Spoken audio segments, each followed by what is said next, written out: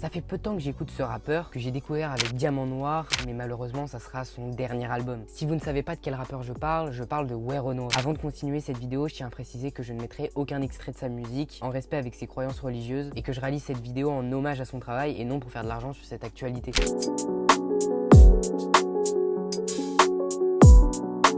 Bref, Werenoi, c'est qui? Né en janvier 95 à Mélin, de son vrai nom Jérémy Banaouona, a commencé à rapper en 2021. Je ne sais pas s'il a commencé à rapper bien plus tôt et quel est son rapport à la musique, au rap, du fait qu'il est resté très discret sur sa vie privée. Et comme il le disait, à trop parler, tu peux dire ce que tu n'as pas envie de dire. Je préfère le mystère, j'en dis assez sur moi dans mes textes. Bref, revenons à sa carrière. Donc en février 2021, Werenoi nous révèle son tout premier son, Guadalajara, qui réalise des scores de fou sur YouTube au mois d'avril. Je n'ai pas pu vérifier les vrais chiffres vu que tous ses clips ont été supprimés de la plateforme, mais c'est des scores de zinzin. Et donc, suite à ça, il signe dans le label AWA. Et d'ailleurs, petite anecdote, DJ Core, qui détient le label et qui s'est occupé de la bande originale du film En passant pécho, a proposé à Werenoi de faire un feat sur la BO intitulé Tusibi. Et suite à tous ces événements, il va sortir d'autres singles qui vont être certifiés, dont Scarface, qui est single d'or en 2023. Début juin 2022, même pas un an après son début dans le monde de la musique, il nous propose son premier EP, Telegram, dont plusieurs des titres sont certifiés en 2023, dont un feat avec Nino, 3 singes, et un autre feat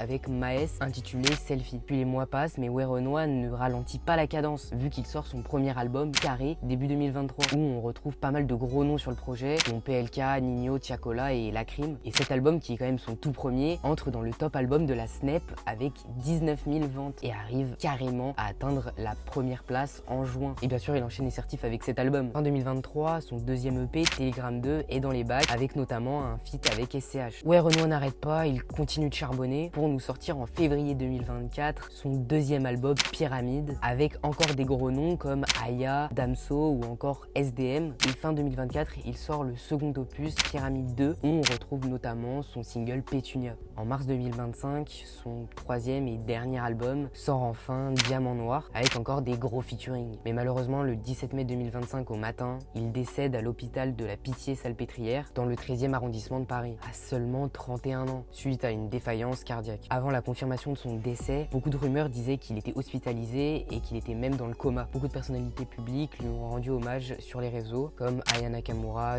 Jul ou SCH. Dans sa musique, Werenoi nous parle de lui, de sa vie, de son rapport aux critiques, comme dans le son Pétunia. Et comme disaient Mousse et SK du label PLR Music, ça fait 2 ans qu'on le côtoie et pas un jour il nous a dit que c'était son anniversaire. Il ne montre aucune émotion, la seule façon de le connaître, c'est d'écouter sa musique. Et c'est vrai, il ne s'exposait pas sur les réseaux, il ne parlait pas de sa vie privée, il n'a accepté qu'une interview durant sa carrière à l'émission Quelle époque, où il a réalisé son single Pétunia en live suite à une interview. Mais il a quand même réussi à percer dans le game, à faire parler de lui